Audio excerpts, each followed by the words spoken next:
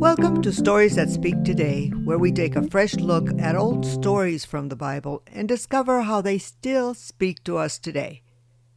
Today we close our series, The Waiting Room, with a story unlike any other, because it's a story told through silence. No thunder from heaven, no prophets speaking, no angels appearing, just waiting. Year after year, generation after generation. This is a story of the 400 silent years before Christ. When the last prophet Malachi spoke, his words echoed like a closing door. The Lord you are seeking will come suddenly to his temple, but who can endure the day of his coming? Then nothing. No more messages, no more miracles. Empires rose and fell. The Persians, the Greeks, the Romans. Nations fought for power. Cultures shifted. Languages changed. And through it all, the people of Israel waited.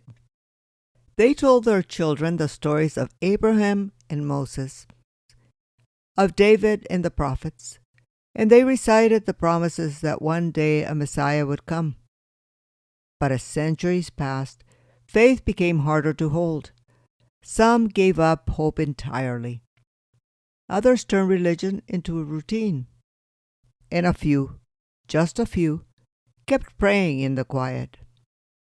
In those centuries, God was not asleep. He was preparing. Greek became the common language so that his word could one day spread across the nations. Rome built roads that would carry the gospel farther than anyone could imagine. And hearts everywhere, tired of empty gods and restless searching, were becoming hungry for truth. The silence was not the end of the story. It was the pause before the promise.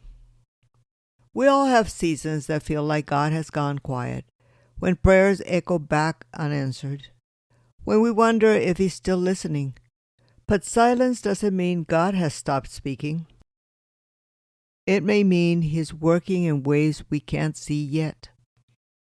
The 400 years of waiting remind us that faith is not measured by how much we hear, but by how much we trust. God was still writing the story, just between the lines. And when the silence finally broke, it was with the cry of a newborn child in Bethlehem. Will you pray with me?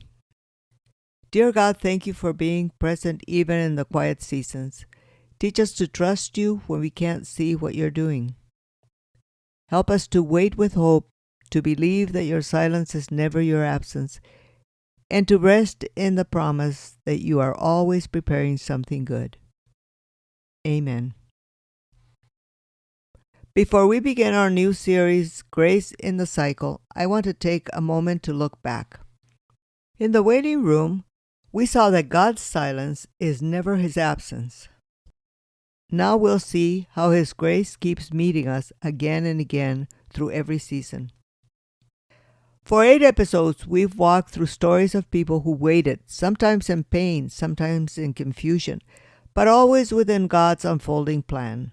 From Noah sealed inside the ark to Israel longing for restoration, every story whispered the same truth. Waiting is never wasted when God is at work. Even in the silence, he was preparing something new. And when the waiting finally ended, it came with a cry from a manger, the beginning of redemption. As we turn the page to our new series, Grace in the Cycle, we'll see how God's mercy continues to meet us in our failures and bring renewal again and again. Because his story of grace doesn't just move forward, it keeps circling back to meet us right where we are.